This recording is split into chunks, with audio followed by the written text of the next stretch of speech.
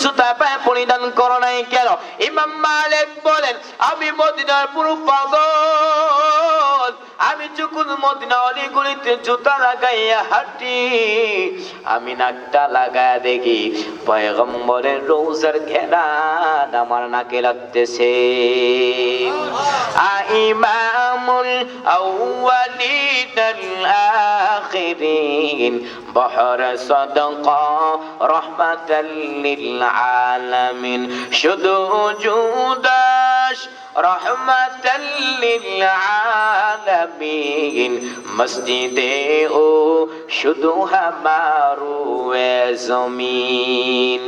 যে ইমাম মালিক মদিনা থেকে মক্কায় যায় না, তার দিলের তামান্না হলো, আমি যদি মদিনা থেকে মক্কায় হজ করতে যাই, আর যদি আমার ইন্তেকাল হয়, আমি তো মদিনাওয়ালার পাশে থাকতে পারবো না।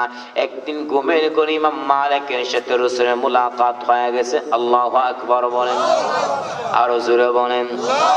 ইমাম মালিক নবীর সাথে কথা শুরু করে দিলেন। ইমাম মালিক বলে, পয়গম্বর, আজকে আপনার সাথে আমার অন্য কোনো বিষয় কথা নাই। ও নবী, আপনি আমাকে জানায় দেন না আমার হায়াতটা কত। নবীর সাথে যখন কথা বলা শুরু করেছেন, নবী আমার 5টা আঙ্গুল দেখানোর পর ইমাম মালিকের ঘুম ভেঙে গেছে। ইমাম মালিক টেনশনের মধ্যে পড়ে গেলেন। নবী আমার 5টা আঙ্গুল দ্বারা কি বুঝাইছে? 5টা বছর নাকি 5টা মাস? ইমাম মালিক টেনশনের মধ্যে পড়ে গেলেন। ইমাম মালিক তার খাদিমকে বলে, খাদেম, জলদি করে আল্লামা ইবনে সিরিনের কাছে যাও, তার কাছে যাইয়া স্বপ্নের ব্যাখ্যাটা জানো। তবে আমি ইমাম মালিক নামটা বলবো না। খাদেম দৌড়াইয়া আল্লামা ইবনে সিরিনকে সুন্দর করে সালাম দিল, আর বলতে লাগলো, এক আল্লাহর বান্দার সাথে রাসূলের মুলাকাত হয়ে গেছে ঘুমের মধ্যে। ওই আল্লাহর বান্দা নবীকে প্রশ্ন করলেন, নবী, আপনি আমার হায়াতটা আপনি জানা দেন কত? নবী আমার 5টা আঙ্গুল দেখাইছে, এবার আপনি ব্যাখ্যা করেন 5টা বছর নাকি 5টা দিন নাকি 5টা মাস? খাদেম বলার পরে আল্লামা ইবনে সিরিন বলল, যেই বান্দা স্বপ্ন দেখেছে তার নামটা বলতে হবে। খাদেম বললেন, নাম বলা যাবে না। আল্লামা ইবনে সিরিন বলেন, স্বপ্নের ব্যাখ্যাও দেওয়া যাবে না, কারণ যে বান্দা স্বপ্ন দেখেছে তার অনুযায়ী স্বপ্নের ব্যাখ্যা দেওয়া হবে। কোন বেঈমান যদি বলে আমার নবী ডাস্টবিনের মধ্যে পড়ে আছে, আমি বলবো ওই বেঈমানের ঈমান ডাস্টবিনে পড়ে আছে। ইমাম মালিক তার খাদিম আল্লামা ইবনে সিরিনকে বলার পর আল্লামা ইবনে সিরিন বলেন, যেই বান্দা স্বপ্ন দেখেছে তার নামটা বলতে হবে। যদি ব্যক্তি নাম না বলো, স্বপ্নের ব্যাখ্যা দেওয়া হবে না। খাদিম জলদি করে ইমাম মালিকের কাছে গিয়ে বলতে লাগলো, আসসালামু আলাইকুম শাইখ আমার, আপনার নাম না বলে স্বপ্নের ব্যাখ্যা দেওয়া হবে না। ইমাম মালিক তার খাদিমকে বলে, খাদেম, জলদি করে আল্লামা ইবনে সিরিনের কাছে যাও, তার কাছে যাইয়া আমার নামটা বলে দাও, তারপর শব্দের ব্যাখ্যা জানা বড় জরুরি। আল্লামা ইবনে সিরিন বলেন, খাদেম যখন আল্লামা ইবনে সিরিনকে বললেন, আল্লামা ইবনে সিরিন বলেন, আমিও মনে মনে ভেবেছিলাম যে স্বপ্নটা ইমাম মালিক ছাড়া অন্য কেউ দেখতে পারে না। আরো জোরে বলেন। আল্লামা ইবনে সিরিন বলেন, নবী আমার 5টা আঙ্গুল দ্বারা বুঝাইছে 5টা বিষয় সম্পর্ক, 5টা বিষয় এমন আছে যেই 5টা বিষয় সম্পর্কে আল্লাহ ছাড়া দুনিয়াতে কেউ জানে না। কুল লা ইয়ালামু মান ফিস সামাওয়াতি ওয়াল আরদিল গায়বা ইল্লাল্লাহ।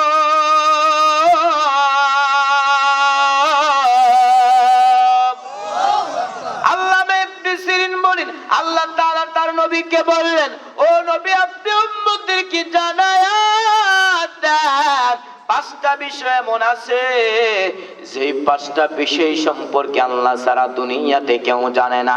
এক নম্বরে, একটা মানুষ আগামীকাল কি রুজি করবে, কি খাবে, কে জানে? আরো জোরে বলেন, আরো জোরে বলেন। দুই নম্বরে, একটা মানুষ আগামীকাল কি করবে, কে জানে? তিন নম্বরে, আগামীকাল একটা মানুষ কোথায় কখন মারা যাবে, কে জানে? চার নম্বরে, আগামীকাল বৃষ্টি হবে নাকি হবে না, কে জানে? পাঁচ নম্বরে, মায়ের গর্ভের সন্তানটা ছেলে হবে নাকি মেয়ে হবে, কে জানে? এই স্বপ্নে ব্যাখ্যা জানার পরে ইমাম মালিক মদিনা থেকে মক্কায় আর যায় না। ইমাম মালিক তার দিনের মুরতাবাদ, আমি যদি মদিনা থেকে মক্কায় হজ করতে যাই, আর যদি কোলাবার ইন্তেকাল হয়, আমি মদিনাওয়ালার পাশে থাকতে পারবো না। ওরে নবীর উম্মতের দল, তারা তো নবীর প্রতি মহব্বত এমনি এমনি আসছে নাকি? আরো জোরে বলেন। যেই নবী কেমন উম্মতের মায়া ছিল। আম্মা জান আয়েশা বলেন, এরে সাহাবায়ে কেরাম, যদি তোমরা নবীকে জাগ্রত দেখতে চাও, নবীকে তোমরা জাগ্রত অবস্থায় দেখবা। নবীকে যদি তোমরা ঘুমন্ত অবস্থায় দেখতে চাও, ঘুমন্ত অবস্থায় দেখবা। তার কারণটা কি? নবী আমার উম্মতের জন্য এই ঘুমন্ত থাকে, জাগ্রত থাকে, টেনশনের মধ্যে থাকে। আম্মা জান আয়েশা বলেন, এরে সাহাবায়ে কেরামের দল, আমি এবং রাসূল একটু বিছানার মধ্যে শোয়ার পরে হঠাৎ করে দেখতে পাইলাম নবী আমার পাশে নাই। নবীকে খুঁজতে খুঁজতে যাইয়া নবী আবার জান্নাতুল বাকির মধ্যে উম্মতের মাগফিরাত কামনা করতেছে। আরো জোরে বলুন। আর আল্লাহকে বলতেছেন, ইন তুআযিবুহুম ফাইন্নাহুম ইবাদুক ওয়া ইন তাগফির লাহুম ফাইন্নাকা আনতাল আজিজুল হাকীম।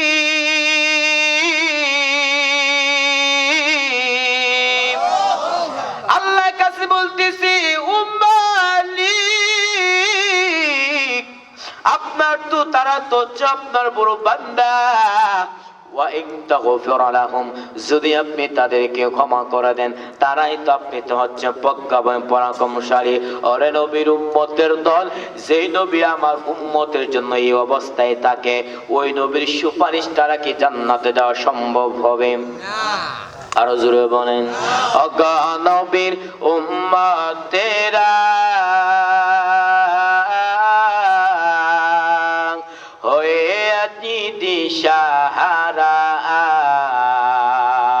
কোরআন হাদিসের চলো যখন যাহা চাই মনে, নবী বিনে কে দরাবে ফুল সিরাত মিজানে। আল্লাহু আকবার। আরো জোরে বলেন। নবী বিনে কে দরাবে ফুল সিরাত মিজানে। চলো চলো চলো মুমিন, চলো নবীর সন্ধানে, নবী বিনে কে দরাবে ফুল সিরাত মিজানে, নবী বিনে কে দরাবে ফুল সিরাত মিজানে। এমন এতিম নবী আমার, পিতা মাতা দেয় যে তাহার, তার উপরেও কত মারা মরল তাকে দুশ্মনে, নবী বিনে কে দরাবে ফুল সিরাত মিজানে, নবী বিনে কে দরাবে ফুল সিরাত মিজানে। আরে নবীর উম্মতের দল, তারা যেমন ভাবে চেষ্টা করেছেন, যদি আমি আপনি চেষ্টা করতে পারি, তাহলে আল্লাহ তাআলা আমার আপনার জন্য রাস্তা খুলে দিবে কিনা? আল্লাহ বলেন, আসতাউ মিন্নি ওয়াল ইতমা মিনাল্লাহ, বান্দার কাছে চেষ্টা করা পূরণ করবে কে? আল্লাহ বলেন, যারা আমি আল্লাহকে পাওয়ার উদ্দেশ্যে চেষ্টা করবে, আমি আল্লাহ ওই বান্দার জন্য অনেকগুলো রাস্তা দেখায় দিব। ওরে নবীর উম্মতের দল, ওই যে আমরা তিনটা বিষয় বললাম, এক নাম্বার আপনার জ্ঞান থাকতে হবে, দুনিয়ার সেক্টর হোক আখিরাতের সেক্টর হোক। দুই নাম্বারে দুনিয়ার সেক্টর যেমন পুঁজি থাকা যেমন জরুরি, তেমন ভাবে দ্বীনের লাইন আপনার আমল আল্লাহর কাছে গ্রহণযোগ্যতা আসার জন্য ঈমান থাকতে হবে। 3 নাম্বারে দুনিয়ার সেক্টর যেমন চেষ্টা করা প্রয়োজন, ঠিক তেমন ভাবে আখিরাতের লাইনও চেষ্টা করা প্রয়োজন কিনা? আরে নবীর উম্মতের দল, ওই তিনটা বিষয়ের উপর আমার আপনার কখন সম্ভব হবে? যখন আমার আপনার ভিতরে ধৈর্য থাকবে। আর তিনটা বিষয় যখন আমল করতে পারবো, আল্লাহ তাআলা বলতেছেন ইয়া আইয়ুহাল্লাযীনা আমানু, হে ঈমানওয়ালারা। ঈমান কাকে বলে? কোন ফুকাহা কেরাম বলেন ইকরারু বিল লিসান, জবানের মাধ্যমে স্বীকার করা। আবার কোন ফুকাহা কেরাম বলেন তাসদিক বিল জিনান, অন্তরের মাধ্যমে বিশ্বাস করা। আবার কোন ফুকাহা কেরাম বলেন আফআলুল আরকান, রুকুনগুলো ঠিক ভাবে আমল করার মাধ্যমে ঈমান। ওই তিনটা বিষয় যখন আপনার উপর ঠিক ভাবে আমল করতে পারবেন, তখন আপনি পরিপূর্ণ ঈমানদার হতে পারবেন। আর বান্দা যদি পরিপূর্ণ ঈমানদার হতে পারো, তাহলে আল্লাহ তাআলা বলেন আমি তোমাদেরকে জাহান্নাম থেকে মুক্তি দেব। ওরে নবীর উম্মতের দল, জাহান্নাম কেমন পরিস্থিতি হবে শুনবেন তো, শুনবেন। মুসনাদুল ইমামে আজম আবু হানিফা রাহমাতুল্লাহি আলাইহি একটা হাদিস এনেছেন, জাহান্নামের মধ্যে দুইটা বান্দা জাহান্নামের মধ্যে চলতেছেন, আর আল্লাহ তাআলার সিফতি নাম ইয়া হান্নান আর ইয়া মান্নান চিৎকার করতেছে। কি নাম?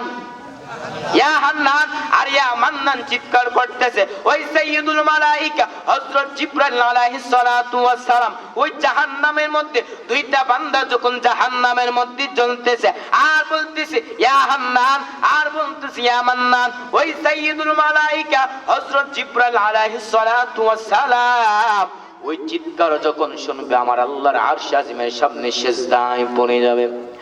আমার মালিককে বলবে ও মালিক, জাহান্নামের মধ্যে আপনার দুইটা বান্দা জাহান্নামের মধ্যে জ্বলতেছেন, আর ইয়া হান্নান আর ইয়া মান্নান চিৎকার করতেছেন। ও আল্লাহ, যদি ওয়ার্ডার দেন ওই দুইটা বান্দাকে আপনার সামনে হাজির করব। আল্লাহ বলবে জিবরাইল যাও, ওই দুইটা বান্দাকে আমার সামনে নিয়ে আসো। ওই সাইয়্যিদুল মালায়েকা হযরত জিবরাইল আলাইহিস সালাতু ওয়াস সালাম জাহান্নামের মালিক ফেরেশতাকে বলবেন ও মালিক ফেরেশতা, জাহান্নামের মধ্যে ঢুকে যাও। জাহান্নামের মধ্যে ঢুকার পরে ইয়া হান্নান আর ইয়া মান্নান বলনেওয়ালা লোকগুলাকে আমার সামনে নিয়ে আসো। মালিক ফেরেশতা জাহান্নামে প্রত্যেকটা আনাচে কানাচে খুঁজতে থাকবে, কিন্তু ওই দুইটার বান্দার বডিগুলো খুঁজে পাবে না। শুধু শুনবে ইয়া হান্নান আর ইয়া মান্নান। মালিক ফেরেশতা জিবরাইল আমিনকে বলবেন জিবরাইল, ওই জাহান্নামের মধ্যে দুইটা বান্দাগুলো তো আমি খুঁজে পাইতেছি না। জিবরাইল আমিন আমার আল্লাহ আরশ আজিমের সামনে সিজদায় পড়ে যাবে। আবার মালিক কি বলবে ও মালিক, জাহান্নামের মধ্যে